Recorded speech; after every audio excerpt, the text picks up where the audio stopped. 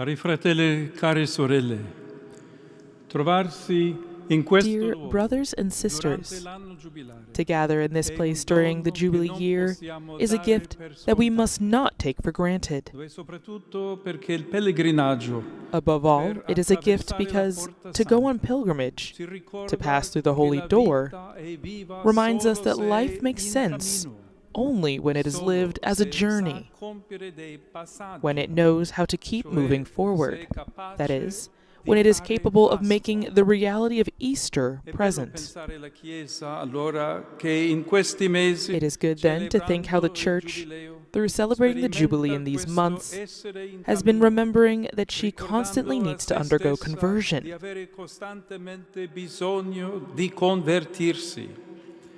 And also that she must always walk behind Jesus without hesitation and without the temptation to move on ahead of him.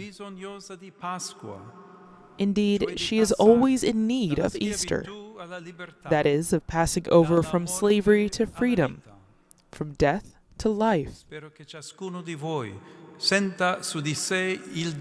I hope that all of you experience within yourselves the gift of this hope, and that the Jubilee may be an opportunity through which your lives can begin anew. Today, I would like to address you who are part of university institutions, and all those who, in various ways, dedicate themselves to study, teaching, and research. What is the grace that can touch the life of a student, a researcher, a scholar? I would respond in this way. It is the grace of an overarching vision, a perspective capable of grasping the horizon, of looking behind, and looking beyond.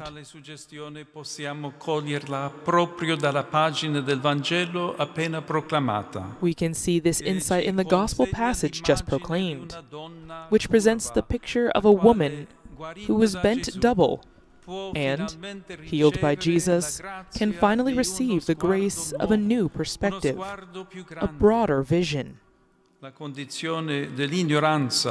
This woman's condition resembles the condition of ignorance, which is often linked to being closed in on ourselves and lacking spiritual and intellectual restlessness.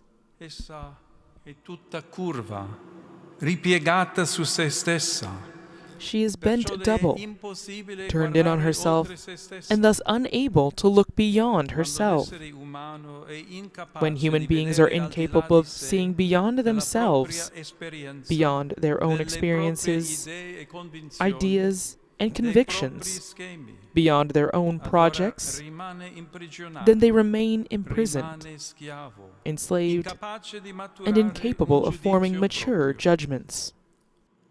Come la donna curva del Vangelo, il rischio è sempre quello di restare prigionieri. Like the bent-over woman of the Gospel, the risk is always that of remaining prisoners of our self-centered perspective. Yet in reality, many of the things that truly matter in life, we might say the most fundamental things, do not come from ourselves. We receive them from others. They come to us through our teachers, encounters, and life experiences. This is an experience of grace, for it heals us from self-absorption. This is a genuine healing that, just as for the woman in the Gospel, allows us once again to stand upright before life and its reality, and to look at them with a wider perspective.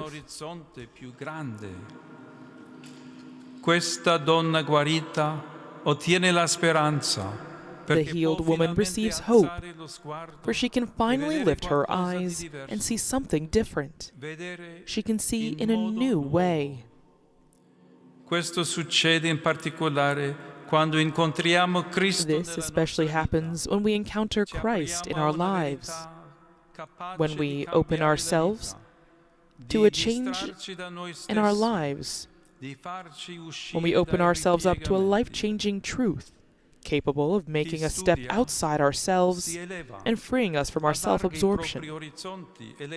Those who study are lifted up, broadening their horizons and perspectives in order to recover a vision that does not look downward, but is capable of looking upward, toward God, others, and the mystery of life.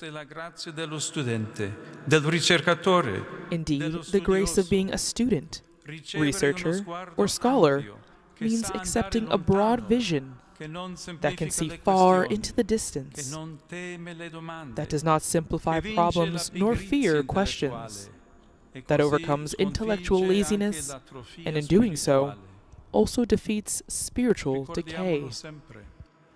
Let us always remember that spirituality needs this perspective, to which the study of theology, philosophy, and the other disciplines contribute in a particular way. Today, we have become experts in the smallest details of reality, yet we have lost the capability of an overarching vision that integrates things through a deeper and greater meaning. The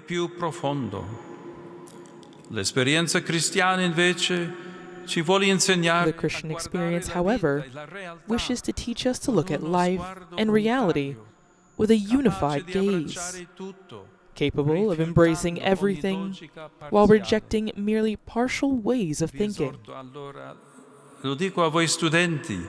I thus urge you, students, researchers, and teachers alike, not to forget that the Church needs this unified perspective for both today and tomorrow.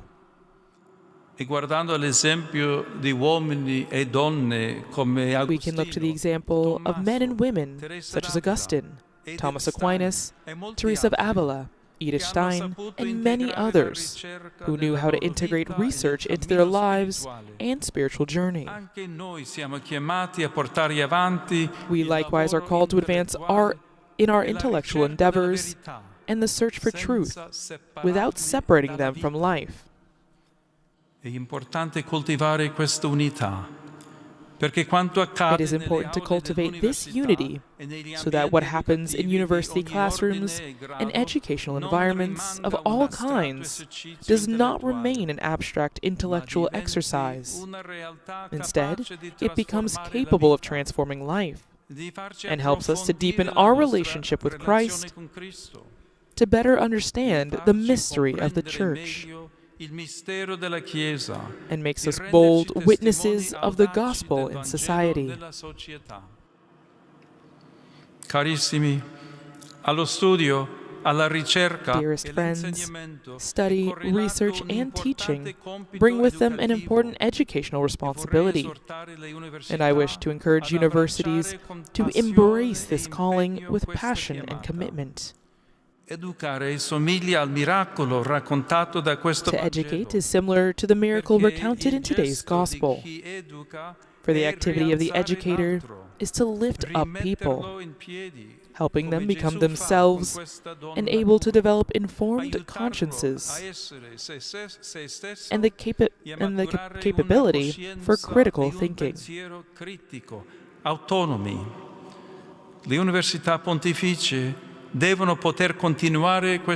Pontifical universities must be able to continue this activity of Jesus. This is a true act of love, for it is a form of charity expressed through study, knowledge, and the sincere search for what is true and worth living for.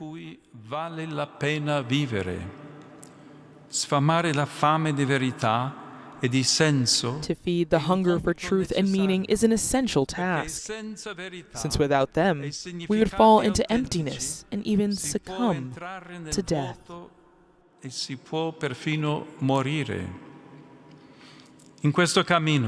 ciascuno può ritrovare anche il dono più grande di tutti. On this journey, each of us can also rediscover the greatest gift of all, which is to know that we are not alone and that we belong to someone, as the Apostle Paul affirms.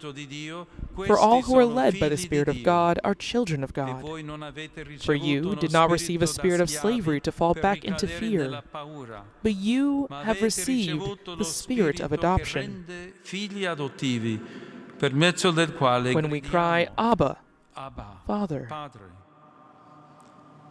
Ciò che riceviamo mentre cerchiamo la verità, Indeed, what we receive while we were searching for the truth and devoting ourselves to study helps us to discover that we are not creatures cast by chance into the world, but that we belong to someone who loves us and who has a plan of love for our lives. Cari fratelli e care sorelle, chiedo al Signore, dear brothers and sisters, together with you, I ask the Lord that the experience of study and research during your university years may render you capable of this new perspective. May your academic journey help you to know how to speak, narrate, deepen, and proclaim the reasons for the hope that is in us. May the university form you to be men and women who are never bent in on themselves, but always upright, capable of bringing the joy and consolation of the gospel wherever you go. May the Virgin Mary, seat of wisdom, accompany and intercede for you.